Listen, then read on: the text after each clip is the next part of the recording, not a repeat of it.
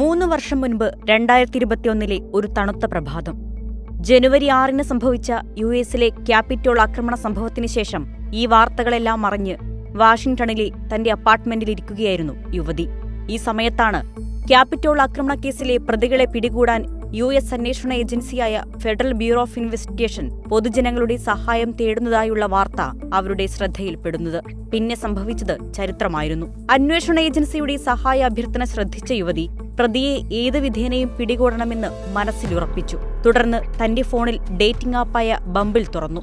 ആപ്പിൽ നൽകിയിരിക്കുന്ന തന്റെ രാഷ്ട്രീയ നിലപാടുകളും മറ്റും മാറ്റി പകരം യാഥാസ്ഥിതിക വിശ്വാസങ്ങൾ ചേർത്ത് ആ ഐഡന്റിറ്റി തന്നെ പൂർണ്ണമായും മാറ്റിയെടുത്തു. തന്റെ നീക്കത്തിൽ ആർക്കും ഒരു സംശയത്തിനും ഇട നൽകാതിരിക്കാനായിരുന്നു അതെല്ലാം. ബംബിളിലൂടെ സ്വൈപ്പ് ചെയ്തു പോയ യുവതി അവിടെ ധാരാളം ഡൊണാൾഡ് ട്രംപ് പിന്തുണക്കാരെ കണ്ടുമുട്ടി. ഈ തിരച്ചിലിനിടയിൽ അവർ ക്യാപിറ്റോൾ ആക്രമണ കേസിലെ പ്രതികളിൽ ഒരാളായ ആൻഡ്രൂവിനെയും ആപ്പ് വഴി തന്നെ കണ്ടുപിടിച്ചു. 12ഓളം ട്രംപ് അനുകൂലികളെ പരിചയപ്പെട്ടതിൽ നിന്നാണ് യുവതി ആൻഡ്രൂവിലേക്ക് എത്തിയത്. പിന്നാലെ പരിചയപ്പെട്ടു, സൗഹൃദത്തിലായി. സംഭാഷണങ്ങൾക്കിടയിൽ ട്രംപ് അനുകൂലമായി ചെയ്ത വീരഗാഥകൾ പറയാനായി ആൻഡ്രൂവിനെ യുവതി നിരന്തരം പ്രേരിപ്പിച്ചു. ചാറ്റിംഗിനിടെയാണ് ക്യാപിറ്റോൾ ആക്രമണ കേസിലെ പ്രതിയാണ് താനെന്നും കെമിക്കൽ സ്പ്രേയും മെറ്റൽ വിപ്പും ഉപയോഗിച്ച് ആക്രമണം നടത്തിയ കാര്യവും ആൻഡ്രൂ യുവതിയോട് വെളിപ്പെടുത്തിയത്. ചെറിയ ചോദ്യങ്ങൾക്ക് തന്നെ ആൻഡ്രൂ വിശദമായ സംഭവങ്ങൾ വിവരിച്ചു കൊടുത്തെന്ന് യുവതി കോടതിക്ക് മുൻപാകെ പറഞ്ഞു. നിയമപാലകർക്ക് നേരെ കുരുമുളക് സ്പ്രേ ഉപയോഗിച്ച സംഭവവും വിശ്വാസ്യത ഉറപ്പിക്കാനായി തന്റെ സെൽഫിയും ആൻഡ്രൂ കാമുകിക്ക് അയച്ചു നൽകി. യുവതിയോട് പറഞ്ഞ കാര്യങ്ങളെല്ലാം പ്രതി കോടതിക്ക് മുൻപാകെയും ആവർത്തിച്ചു. ടെക്സസിൽ നിന്നുള്ള 35-കാരനായ ആൻഡ്രൂ പല കോടതികളിലായി നിരവധി കേസുകളിൽ പ്രതിയാണ്.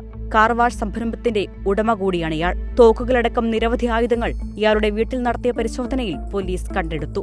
മാർച്ച് 26 ഇയാൾക്കുള്ള ശിക്ഷ വിധിക്കും. ട്രംപ് അനുകൂലികളുടെ പ്രതികരണം ഭയന്ന് അധികൃതർ പ്രതിയെ കൊടുക്കാൻ സഹായിച്ച യുവതിയുടെ വിവരങ്ങൾ പുറത്തുവിട്ടില്ല.